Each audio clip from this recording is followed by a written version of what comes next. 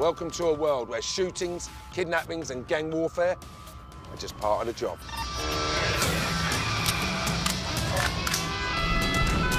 We're going on the journey to meet the real deal. Law enforcers who put their lives on the line every day, patrolling the most dangerous beats on the planet. So buckle up, because we're about to roll with the world's toughest cops.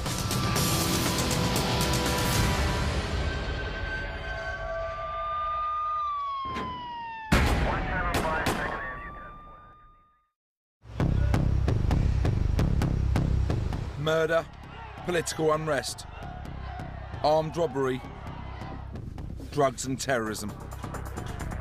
Just part of everyday life in the Philippines.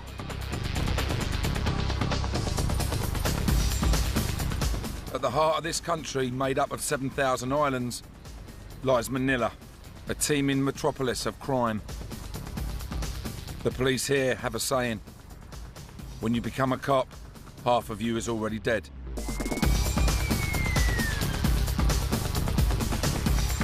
I'd rather die in action than retire. Ayan, takbo.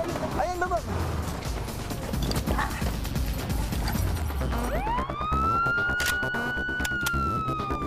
The people here are frightened if the SWAT are coming. May the force be with you. I could say that I'm a tough cop. Oh, let's go. Bugay kamay! Ha!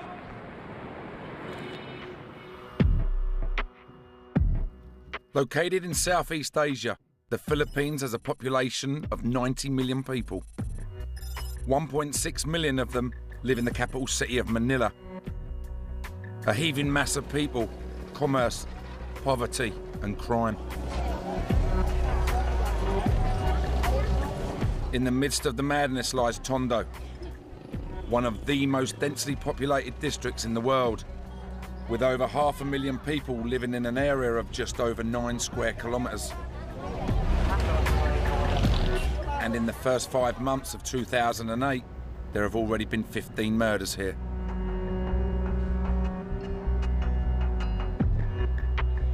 At night, it's at its most dangerous. And it's the job of the officers at Tondo Station to police this sprawling and crime-ridden area. Officer Christopher Lanes is starting his night shift. He's been serving with the Manila Police for 9 years. His job is a highly dangerous one. In the last year, over 100 of his fellow officers in the Philippines National Police have been killed on duty. His shift is just a couple of minutes old when there is a report of an armed robbery. We have to go now, okay? Lanes and 2 officers head out to the scene of the crime. We are on the street of Juan Luna, proceeding to the incident.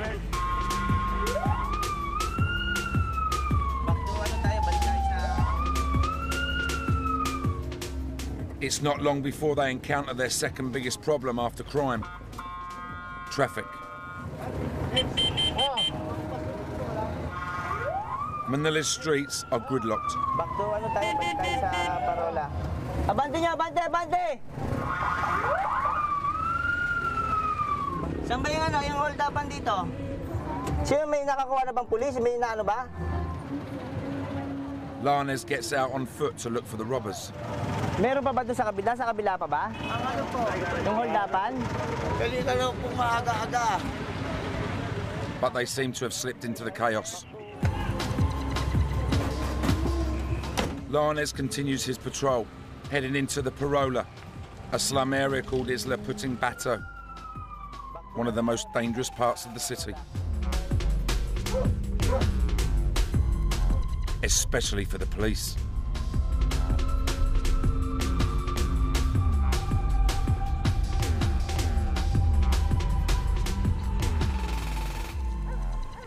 Two years ago, Lanes was shot here when in pursuit of an armed robber. At chance pa na one hitman they called Banjo, named Banjo. After we have chased them and cornered him, He fired me 3 times and I've been hit here in left legs. I hit here and out with 45 caliber.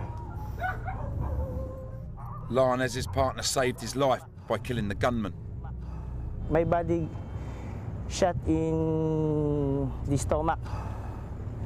It's not my time. I think it's my good luck. Good luck.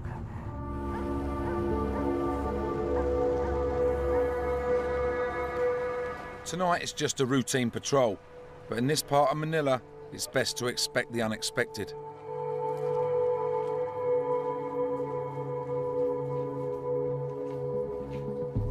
This slum housing situated on the edge of the Manila Bay is perched on stilts, surrounded by a sea of sewage. It's home to 6,000 families of squatters and is a haven for drug dealers and users.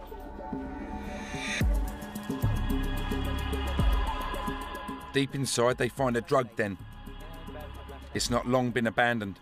This is where the place. Sometimes they use the drug paraphernalia. Whoever was here was able to see the cops coming. As this a mirror, they can see us.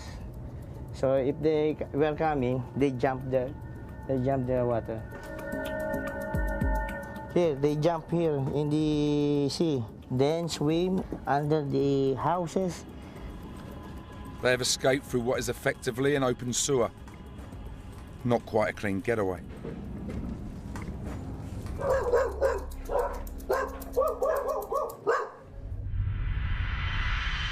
Two hours later, and Lionez is on the hunt for yet another armed robber. Robbery and theft account for 40% of the crimes committed in the Philippines. A couple have been mugged by 3 men at knife point. Lionez is taking them with him so that they can identify the perpetrators. We're going to Pier 2 where the victims is been hold up. 3 persons having a knife. Doon. Ikana mo. Ay, dito doon pala. Suddenly, he spots 3 suspects who fit the description. Ayan, tatlo. Ayan, baba. The chase is on.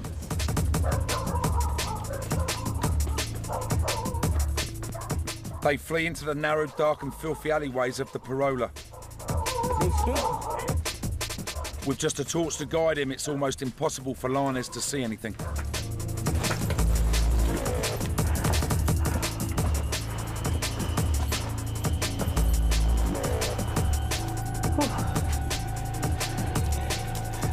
Deep inside the Parola, in the pitch black, Lionez's partner catches up with one of the suspects. Paano mo? May ID ka? Saan ka? The man has no identification on him and will be taken back to the station for questioning.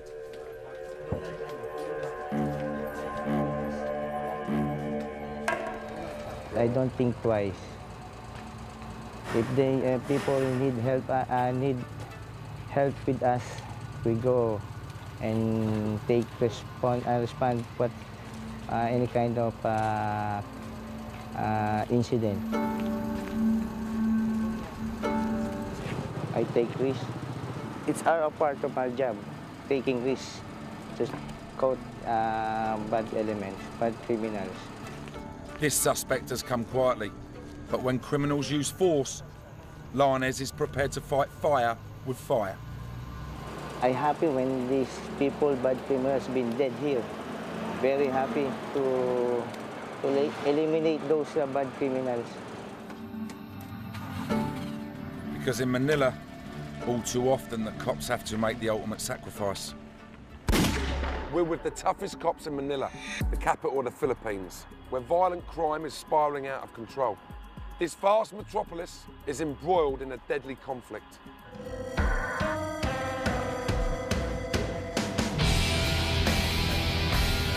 This is a country with more than 800,000 legal and 500,000 illegal firearms in circulation. Budget handguns can be bought for as little as $15 US. And so it's no surprise that armed robbery is rife. In just 1 month alone, 19 people were killed during robberies. 2 of them were cops.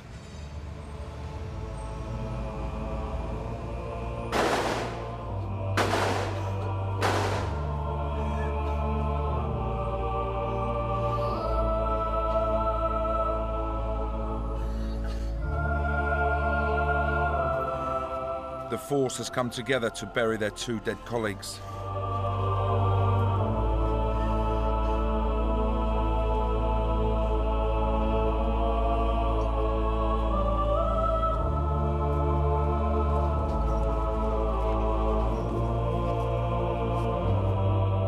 Senior Officer Jose Ishmael Santos and Officer Francisco Neri were gunned down in a shootout with armed robbers.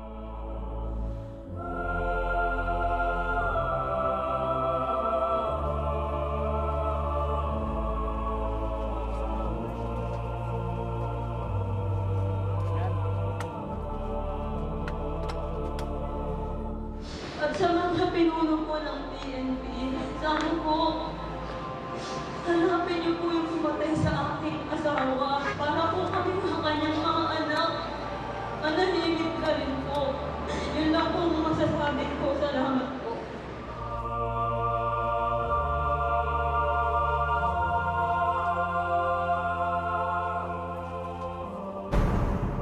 The Mayor of Manila has given the force a clear instruction. Drop everything and track the killers down.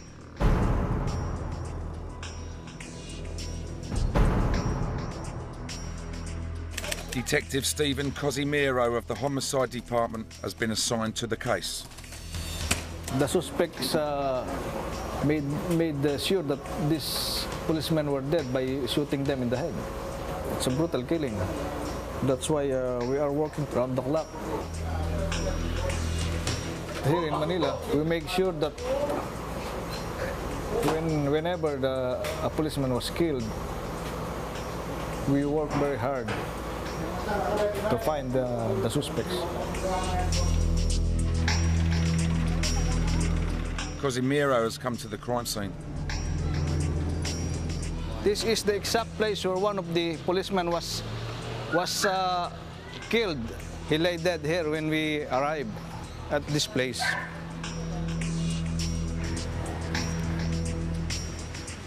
On a crowded street in broad daylight, a lawyer carrying £10,000 was shot and stabbed repeatedly in his car by the gunman. The 2 officers heard the shots and went straight to the scene, where a truck was parked in the street. The suspects were in front of the truck, and the policemen were at the back of the truck. And this is the place where engage each other with their gunfire. The 2 officers died from multiple wounds. Cosimiro is looking for witnesses to the triple murder. A lot of people see this thing happen. The problem he faces is that people are scared to talk. Ito yung mga litrato. Yung mga bago tayong litrato. Sometimes we have some difficulty of convincing these people to give information. Ito. They fear for the suspect. So we have to talk to them cautiously so that we can convince them. No guns, no chases, just questions, but no answers. This is one of the toughest jobs a cop can face.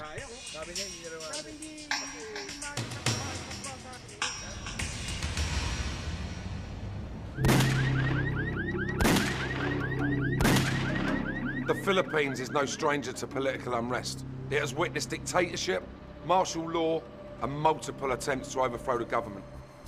Since the government of infamous dictator Ferdinand Marcos was overthrown by the People Power Revolution in 1986, there have been around a dozen uprisings or coup attempts.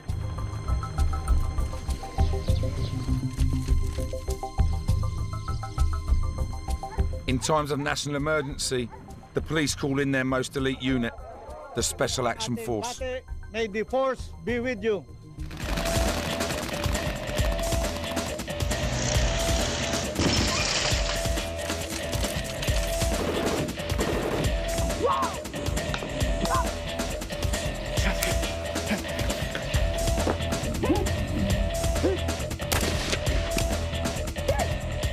The Special Action Force is an elite unit and is modelled on the British SAS.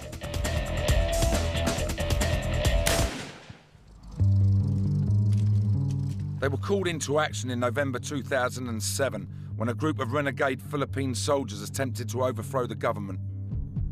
They were already on trial for a previous mutiny 4 years earlier, but broke out of court. And along with 300 heavily armed soldiers, barricaded themselves into a hotel and called for a change in government. In response, 1,500 troops surrounded the hotel. Leading them were officers from the Special Action Force. The mutineers were given a deadline to surrender as civilians were evacuated from the hotel. After the deadline passed, SAF soldiers prepared to storm the building. Gunshots were exchanged between the police and the rebel soldiers.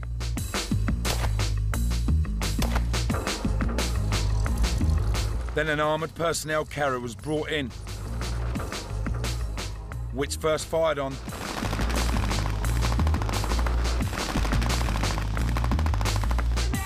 and then stormed the hotel lobby. The mutineers were arrested without anyone being killed or injured. For the SAF, the mission was a success.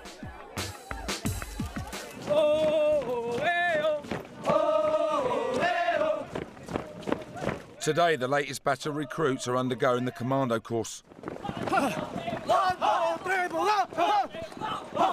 Part of the training is called Hell Week, which does exactly what it says on the tin,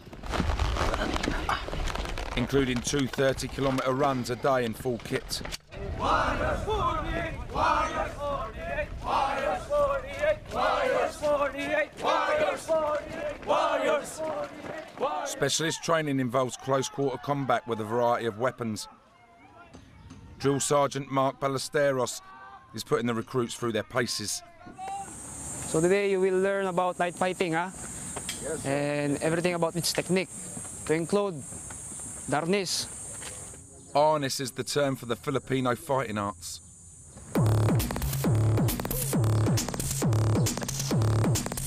Next is jumping attack. Ready, jump. Jump high, jump low. Cross jump, then center jump. Okay, ready? Yes, it is the jabbing technique. It is that the enemy is not so close to you. You have to reach through the knife, just like that.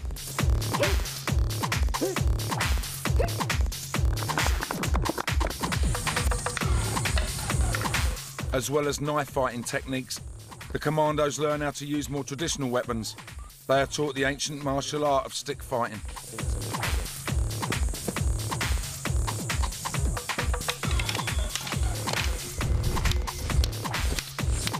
Students are already proficient in knife fighting and in stick fighting. But if you are asking about the mastery of the skill, it will take years. Rookie Jackie Rance has 1 month left of the 6-month-long course. She joined up because she felt an inner urge to be part of the SAF. It's a calling, and we think that this is our fate, so we are training hard for it to save ourselves and save the people.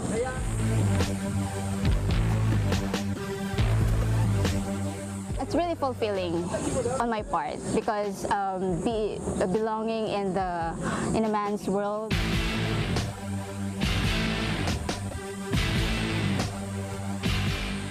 Actually, even my daughter calls me Superwoman because I can be with the man. So it's really fulfilling for me, and I think also it's very fulfilling for them, for the other women. Jackie and her fellow female recruits are hoping to join the 303 women officers currently serving in the SAF. I could say that I'm a tough cop. Okay, we've just undergone a combat maneuver. We have been in the mountains for 7 days. No, we've been trying hard to climb the mountains, reach the target that have been assigned to us. And I think that's one of the evidences to prove that all women here are tough.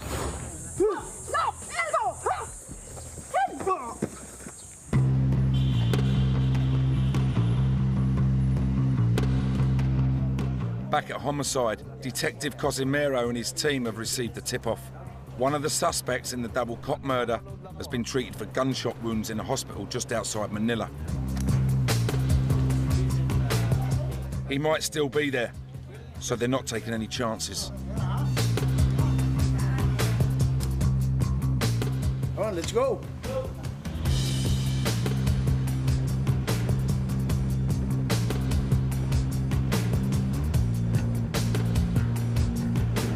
He should be vigilant and careful when we are approaching the vicinity of the reported clinic, since the reported suspect might have been confined in that clinic, and his companion may be also there.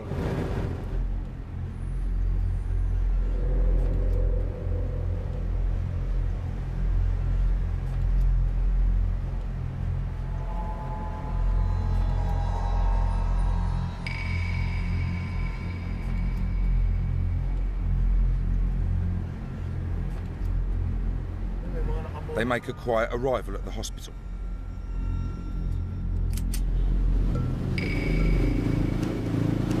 Yung kung may dinala rito nung May 12.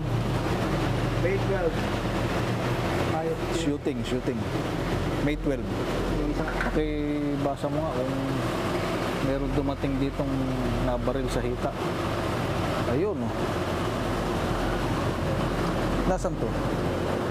Puta, alas 12, pare. Oo, positive to, pare. The man they're after definitely checked in. But is he still there? The hospital manager delivers the news that they don't want to hear. He's no longer there.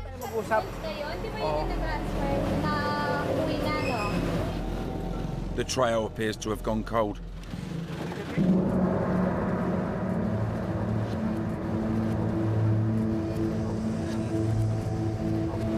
He was treated there in that hospital, and after several hours he was discharged against the advice of the doctor.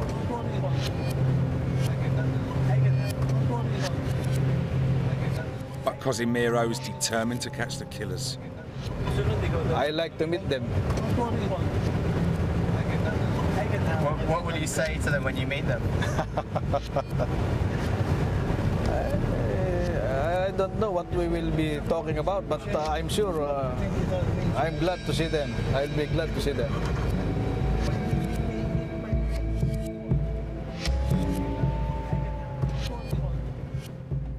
The cops in Manila are facing a huge challenge. Not only are they fighting kidnapping and drug trafficking, but the threat of terrorism hangs heavy.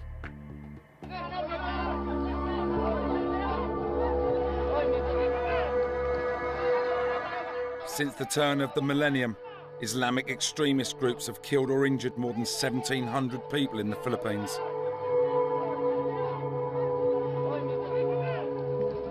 Separatist groups, including Abu Sayyaf, are demanding a separate Islamic state, independent of the mostly Catholic Philippines.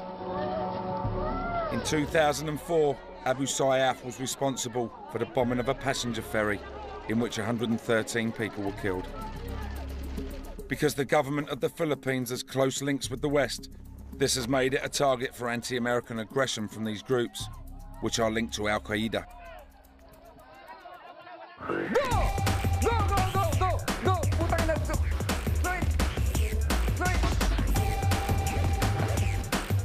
This man has been at the forefront of Manila's fight against terrorism. All you need is kick it, like that, okay? Jojo Dela Cruz is part of the SWAT team. He's a man who lives for the job but he's not afraid to die doing it. I'd rather die in action than retire. I never wanted to retire. I'd rather be dead in that first burst of fire. I will be very happy or very, very proud to be there lying than retiring without doing anything for my career as being a SWAT personnel. SWAT were involved in a bloody battle with Islamic terrorists at Camp Bayjon Jail in March 2005.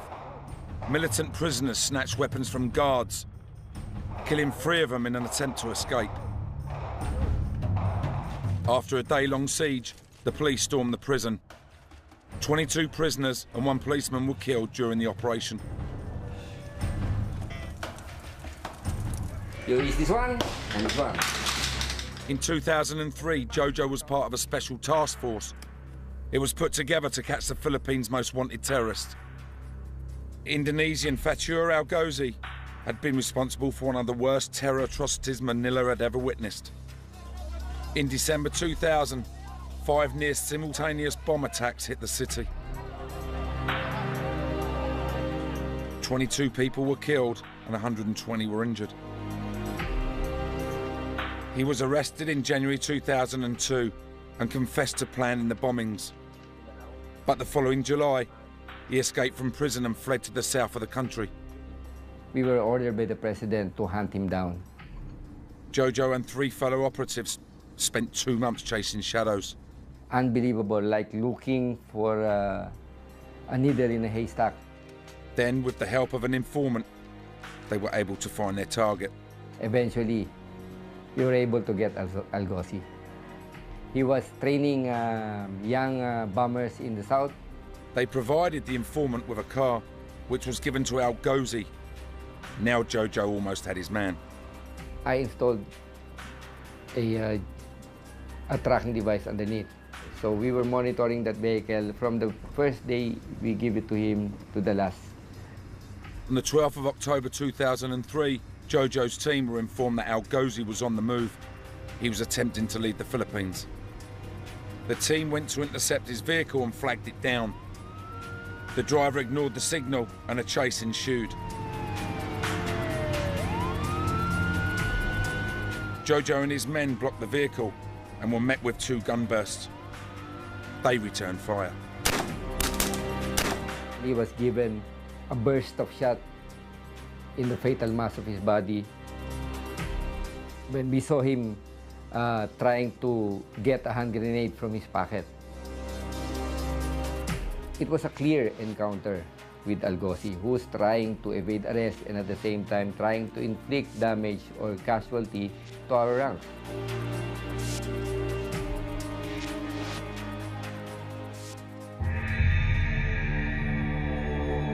But the duties of the SWAT team are not confined to special ops. They have to carry out regular day-to-day duties just like normal cops.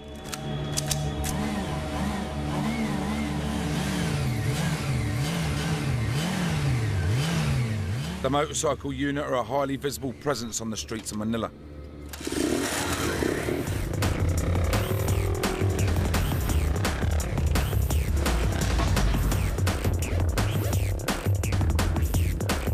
The people here are frightened if the SWAT are coming. Are people scared of you? Yeah.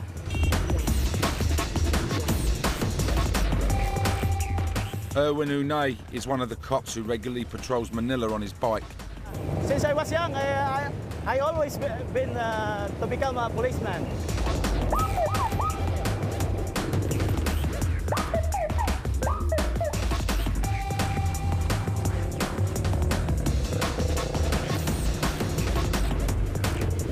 Many crimes are carried out by felons on motorbikes. In just 3 months in 2008, the Philippines witnessed 424 crimes committed with the use of bikes. 150 of them involved shootings, including 50 murders.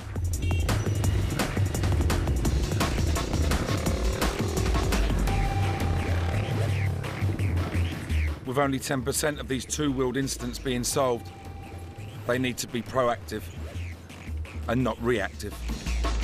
We are conducting a choke point here. We are looking for guns like 9mm, 45, or bladed weapons.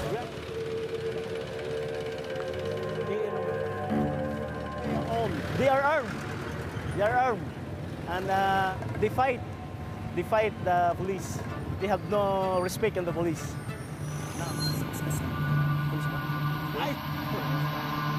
I'm afraid of being shot, but to perform my duty, that's one of the riskiest thing in our job as a SWAT team.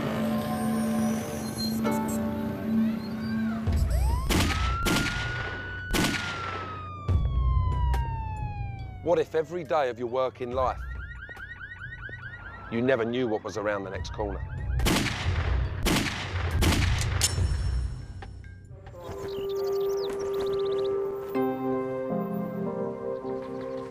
Senior SWAT member Jojo Dela Cruz knows all too well about the risks of being a cop. When he was 7 years old, an event took place that would change his life forever. He witnessed his father, who was a criminal, take revenge on a police officer who had beaten him up. When he saw that policeman doing traffic in the middle of the street, in front of my eyes, I really remember this. That policeman was shot by my father. The officer was killed. One thing that I cannot forget is my father being dragged by policemen along that long path, followed by my mother, and they both disappeared in the darkness. Jojo was taken into the care of his uncle, who was a police officer. We used to play with the children of other officers. That's the time when I really fell in love of being a policeman.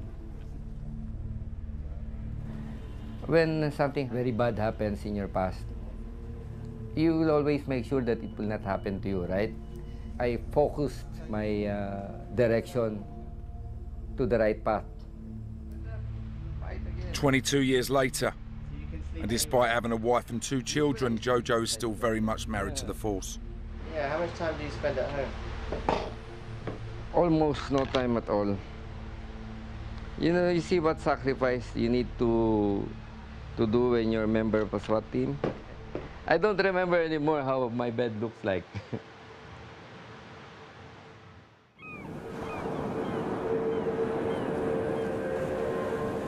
With over 36,000 kilometers of coastline, the Philippines is a paradise for smugglers. Drugs are a major problem here. 6.7 million Filipinos are drug dependents. It's also the crystal meth capital of the world, or, as it's known in the Philippines, shabu. It generates more than $4 billion a year in illegal revenue.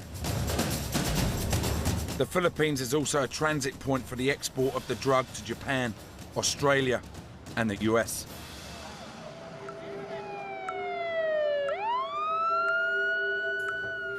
Superintendent Mariano is part of Manila's drug squad. He and his team are about to conduct a sting operation on suspected shabu dealers in the Pedican district in the southwest of the city, an area notorious for drug dealing.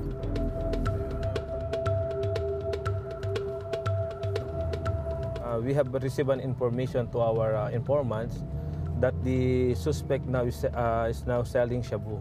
So we have to make some immediate operation so that we can arrest the suspect. Because maybe after 1 hour, his stuff will be gone.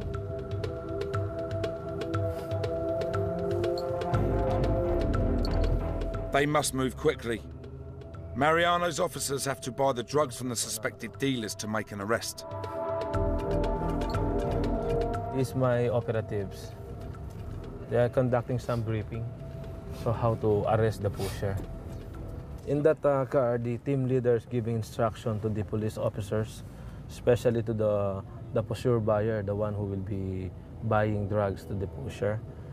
The pusher buyer is the term for the undercover cop who will buy the drugs during the sting. When the pre-arranged signal of the pusher buyer, immediately all of the operatives will go there to assist the pusher buyer in arresting the drug pusher. The operation is a dangerous one for the officers involved. We have received a report that there's some drug pushers carrying firearms. Now all Mariano can do is sit and wait for the call.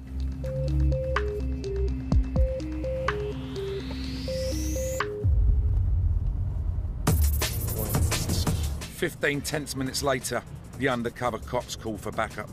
Going. There's a call from the police officers there that we have to go immediately.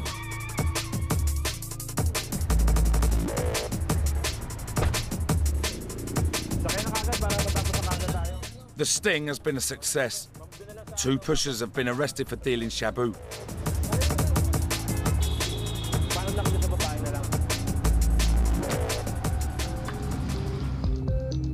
One thing Mariano is always wary of is corruption.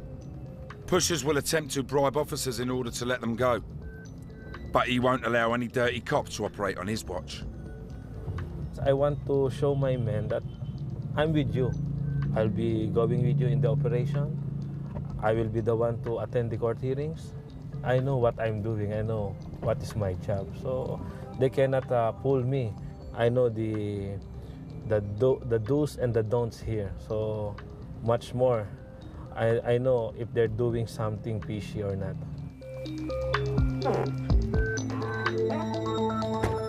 In the Philippines, the punishment for drug dealing is draconian. No matter what amount a pusher is found with, the sentence will be the same. They face the prospect of 15 years to life imprisonment. It's a heavy price to pay. Prison in the Philippines is hard. In some cases, prison cells designed for 20 inmates house 200. And over the next 8 years, the prison population is estimated to increase by 13% a year. In the heart of Southeast Asia is the Philippines. The capital, Manila, is a teeming metropolis of crime. And for the cops, hostage sieges, bombings and prison breaks are all in a day's work. In the Philippines, the cops are on the front line of a crime battle being played out on the streets.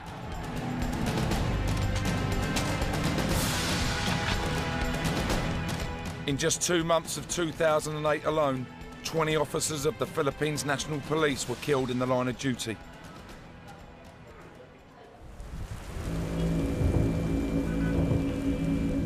And tonight, Jojo, Dela, Cruz and the SWAT team are about to put their lives on the line yet again.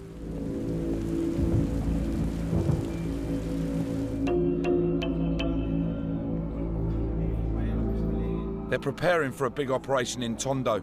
It's called a saturation drive. They will enter an area where they believe wanted criminals are located. And they will attempt to flush out the felons for whom they have arrest warrants. Some of them are serious criminals wanted for murder. One of the officers heading out on the raid is 31-year-old Joel Kazupanan. As well as his body armour and his M16, he's also armed with his prayer book. It gives me strength, and I can feel the presence. I can feel the presence of the Lord whenever I'm down and in crisis. Joel joined the force to help provide for his mother and 2 younger brothers. Since he was a boy, he has been head of the family. My father passed away when I was only 11. So it is my mother who raised us. What do they think of you being a policeman and specifically being in the SWAT team? They're proud of me. They're proud of me, I guess. Having lost her husband, Joel's mother doesn't want to lose her son. She said, just always take good care and pray.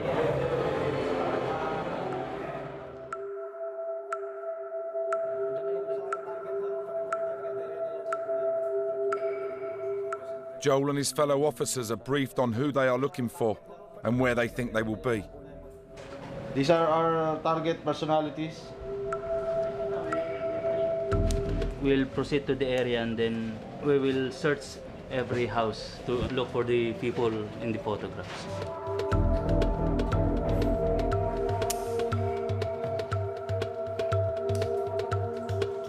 The talking and the planning is over. Now it's time for action.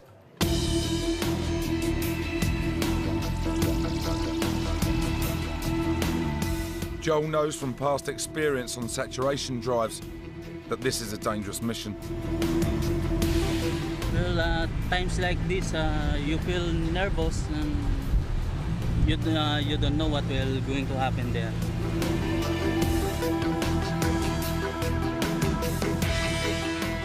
One of the unforgettable moments was the raid conducted in Quiapo. We were surprised by one of the suspects when we were about to enter the building.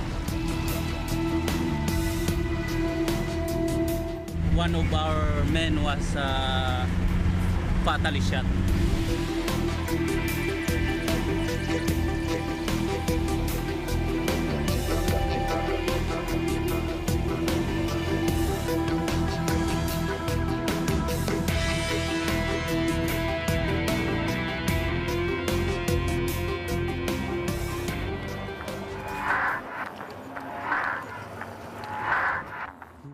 They arrive at the target location and head into the parola on foot.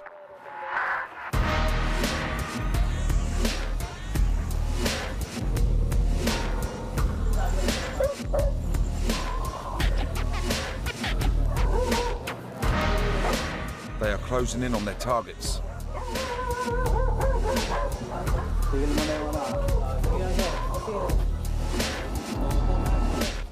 Some of the other SWAT officers who entered the slum from a different entrance have caught up with the suspects.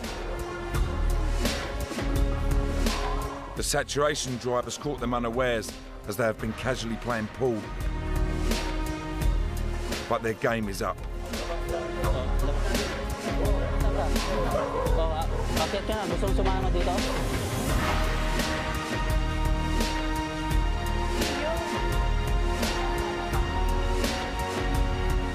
The mission is complete and Joel and his team are all in one piece. He lets his family know that he's safe. We have rounded up some of the suspects, I believe, and we are still going to check their identity when we get back to the station.